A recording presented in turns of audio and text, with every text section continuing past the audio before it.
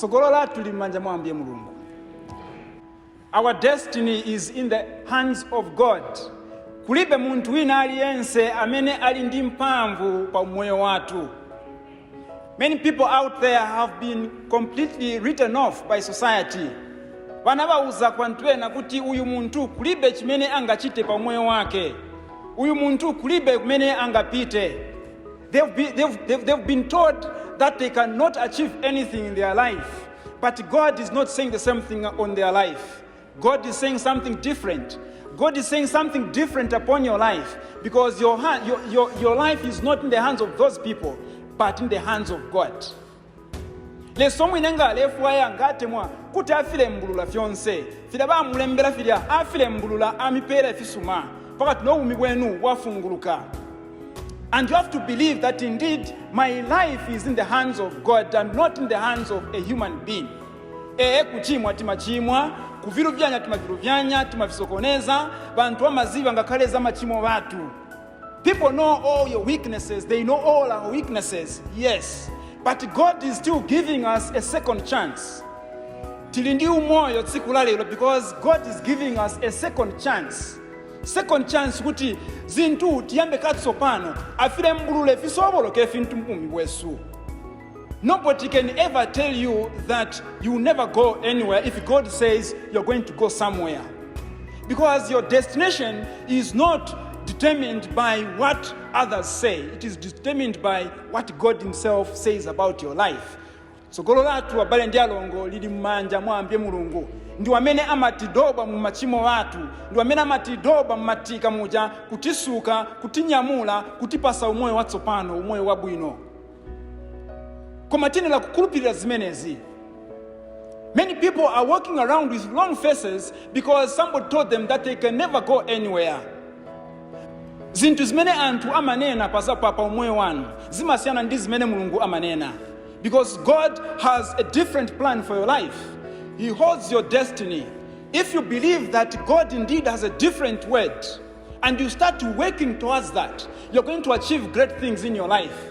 You're going to do great things that even the most intelligent person here on earth can never achieve, because you believe and you trust in God's word.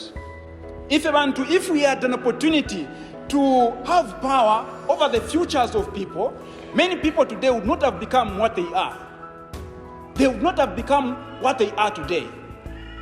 Because our heart is different from the heart of God. Our God is a God of possibilities, a God of second chances. And that is what makes him different from us as human beings. And God knows if he gives us power to change the future of other people, we would cause a lot of havoc. We would destroy people's lives. God still wants to maintain authority, to still have power over our futures. And today we are saying, God is the only one that can say something about my future. There are these things they call generational curses. At generational curses. Banje ndifo tembeleledwa chabe. Ife ndifo tembeleledwa na bamai na bashukuru zinadi motele banakala so chabe. Ife ni so chabe moyo watu. And you have believed that you can never have a breakthrough. You have believed that you can never break that thing you call a generational curse. If a pabanja latu ni so chabe. But God can break that curse if you believe that it is there. You have to believe that indeed God has power to break whatever we refer to as generational curse. God has a plan, and our duty is to cooperate with that plan, to believe that he has power even over juju or whatever black magic that people want to do on your life. Mulungu ni Mulungu. And our prayer today is that all those things that block us in our lives could today be broken down, so that we begin to reach those places where we have always wanted to be. If it is poverty, tuluke ichoke, mzimu onyansa poverty, ituluke pabanja. Ngati mwana amapita ku school ama chachabe maziro, ni mzimu onyansa utuluke mwana uja. Ngati badate wamabwela 24 hours daily, 01 daily, ni mzimu onyansa utuluke. Akatenga ndalama afola kuja abweresa kunyumba makoini chabe ni muzimu onyansa ute bwanji utuluke. Amayi ngati amauka kuseniseni akasana gwire ntchito iliyonse pa nyumba basi poyamba apita kuneba mwamverako.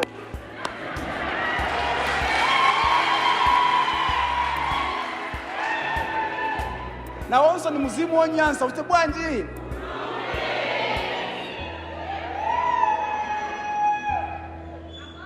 We have a lot of small demons that gain control of our lives. And when we accommodate these small demons, life begins to look normal. Like things begin to look normal. But the fact still remains that kulika mzimu kaja ko yipo kaja ka demon kamene kalipo kaja kainela kutuluka. And if you believe that God can break that small demon of yours that you have mtima umbanja mumoyo wako, if you believe indeed God is going to break it. Ngati munapita ku school, you've been to school, you are educated, ma degree mbwembwe, ma certificate mbwembwe, koma ntchito sioneka. Ujanso ni muzimu onyansa uta bwanji utuluke. You have to believe. You have to believe that whatever is blocking your life is a demon, and God has to break it, and He can break it.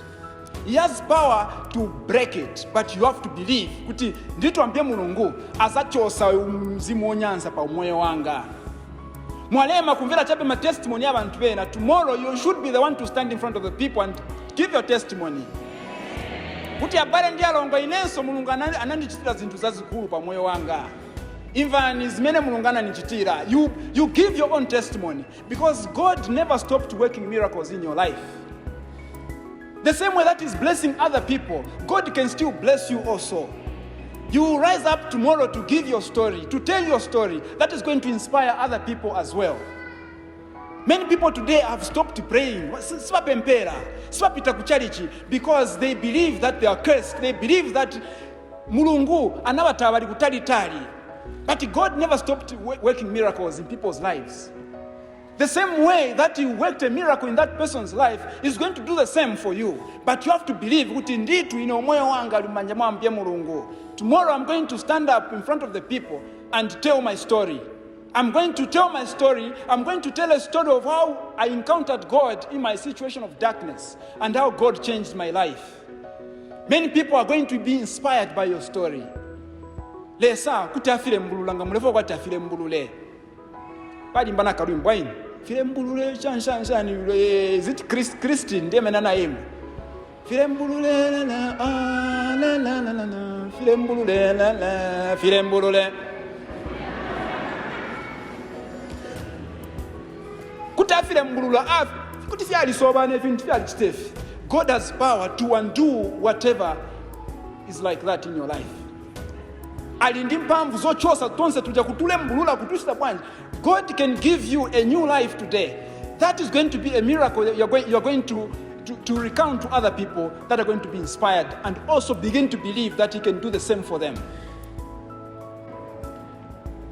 Don't be defined by your own past. If you've had a very bad past, of course that is your baggage, that is your past, that is your katundu. Muzinyamula kwanza kumenenu kupita. But that your baggage can never define your life. Why? Because God today is redefining your life. He's giving you a new beginning. All the brokenness that you have suffered in your life, all those things are now behind you. Why? Because God is now starting afresh with you. But you have to believe and cooperate with the new plan that He's giving you. We're not saying that you're going to be perfect. You still face challenges. You still find yourself in situations of sin and all that. Fine. But do you still believe that God can still recreate you? Yes. Do you still believe that God can still give you a new beginning? Yes. If you believe, if you believe, God is going to do that miracle for you. He's going to perform that miracle that you have always been looking forward to. Musata pochabe mpa kafoni ko kalira. And mwachite muna paja munabwela muna tisala kama papers yani ya school so. You even forgot when you dropped your application papers in that company.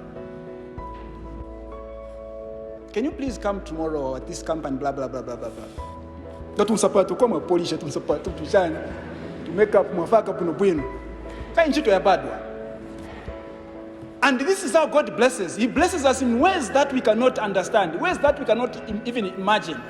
When you have even forgotten about the prayer that you offered, God comes and meets you right at that point of your need. Why? Because our life is in the hands of God. Let us pray for ourselves today, that we continue believing that indeed it is only God that has the last say on our life. It is only God that can redefine our lives. And we pray that today, if others are giving testimonies, tomorrow you shall be the one to give that testimony that is going to inspire somebody out there. Amen.